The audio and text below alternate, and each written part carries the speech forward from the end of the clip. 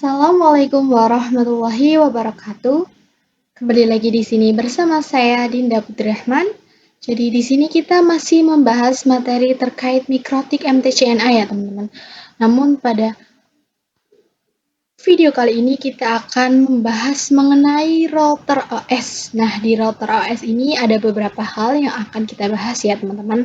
Yang pertama yaitu router OS dan router board. Lalu yang kedua router OS fitur, yang ketiga yaitu router board name, yang keempat router board type, lalu yang terakhir yaitu arsitektur pada router board. Langsung saja kita masuk ke materi yang pertama, mikrotik router OS. Seperti pada materi yang sudah kita bahas sebelumnya, mikrotik router OS merupakan mikrotik yang mengarah pada software ya teman-teman. Jadi pada mikrotik itu berbentuk dua macam, yaitu mikrotik router OS dan mikrotik router board. Mikrotik router OS sendiri itu biasa disebut software. Nah, untuk mikrotik router board biasa disebut hardware atau perangkat keras ya teman-teman, atau perangkat yang berbentuk fisiknya.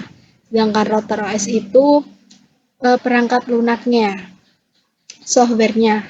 Nah, router OS ini mengarah pada software, yaitu vendor mikrotik yang biasa disebut OS atau based on OS.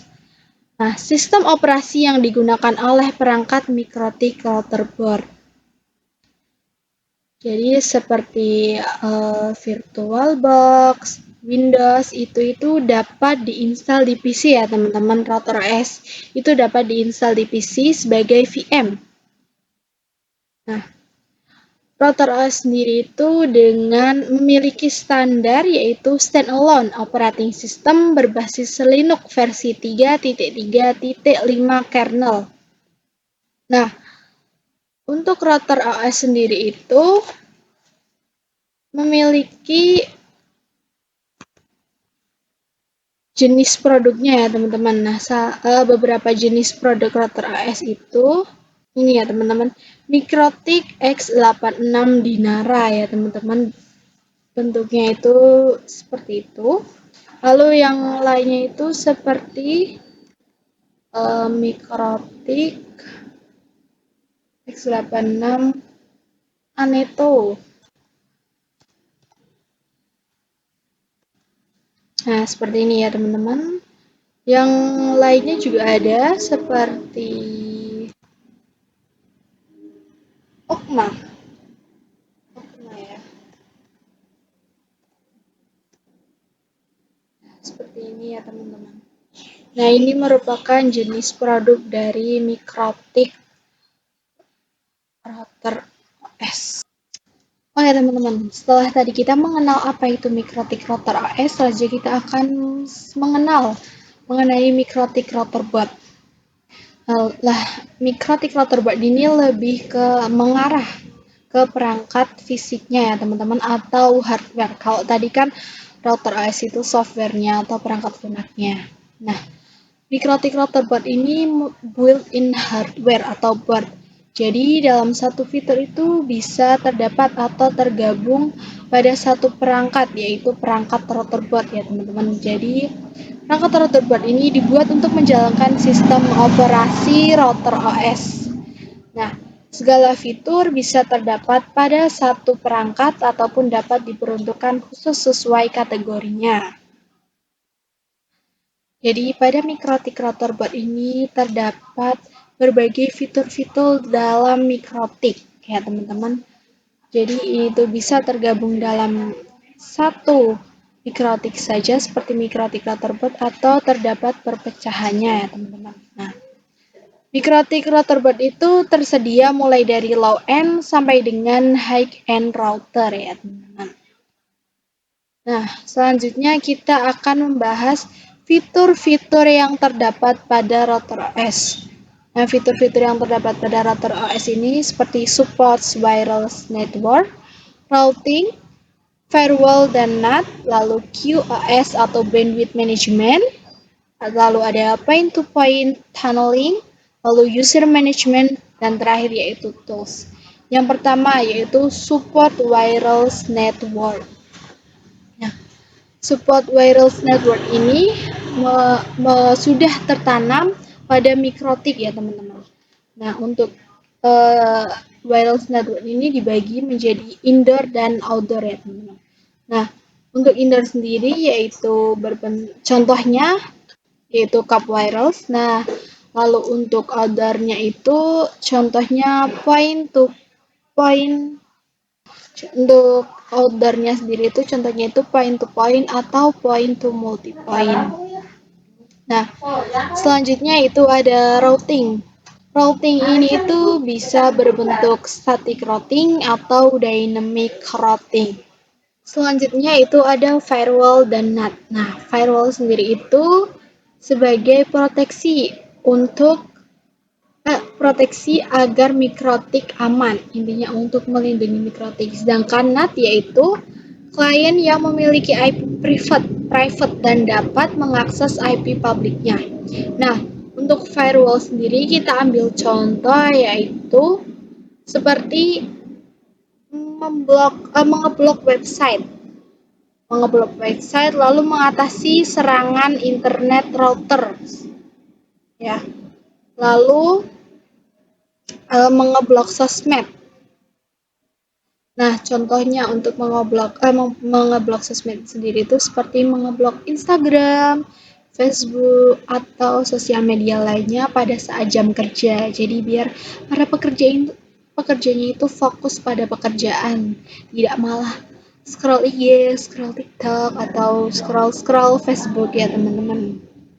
Nah, untuk NAT contohnya itu seperti translate dari IP private ke IP public. Jadi membantu klien untuk mengakses IP public mereka.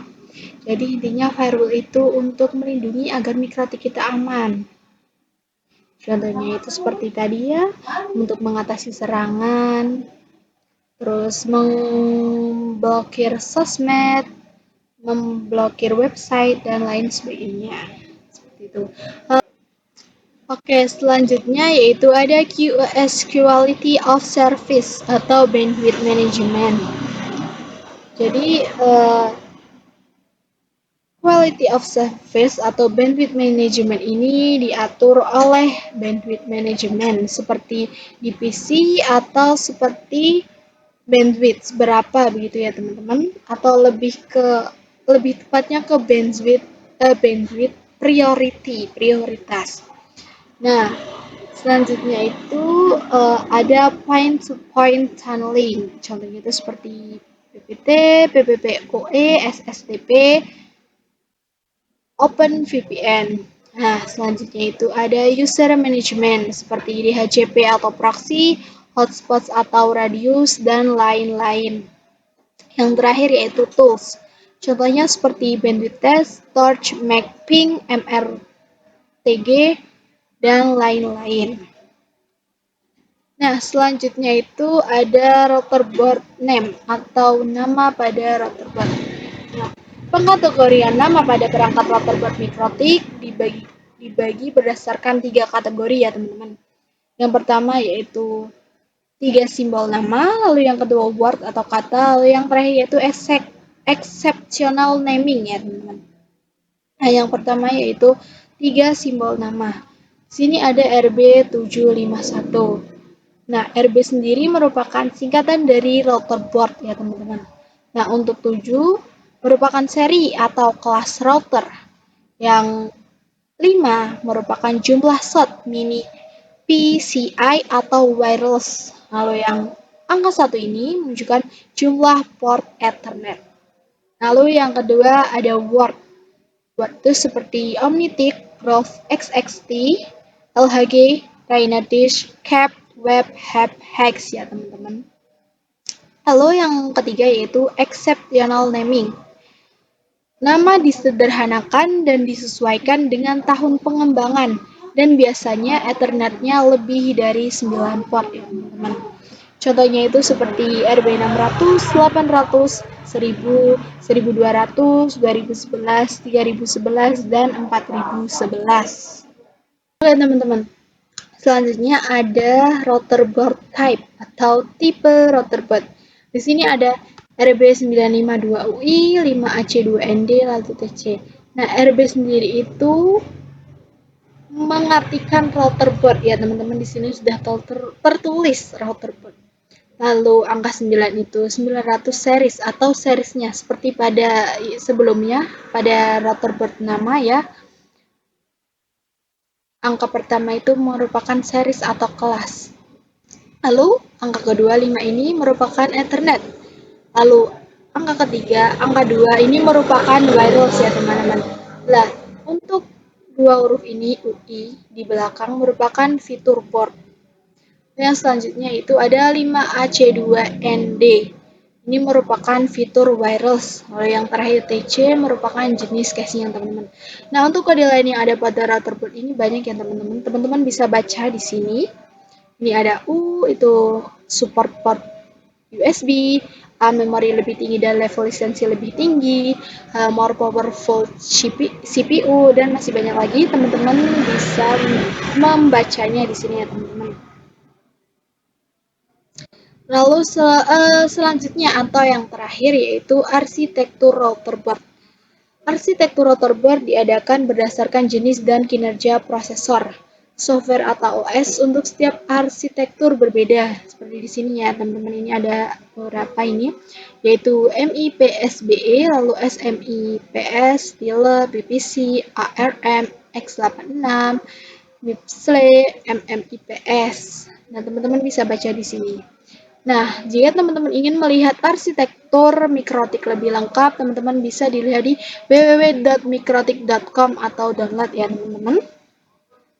Nah, sekian materi pada mikrotik yang dapat saya sampaikan pada bab mengenai rotor board dan rotor OS ini. Maaf apabila ada kesalahan dalam pengucapan dan penyampaian. Terima kasih. Wassalamualaikum warahmatullahi wabarakatuh.